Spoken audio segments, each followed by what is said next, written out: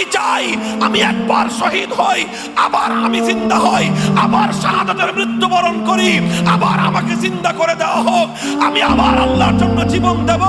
যতবার আমি জীবন পাবো প্রতিবার আল্লাহর জন্য জীবন দেওয়ার মধ্যে আমার জীবনের সফলতা।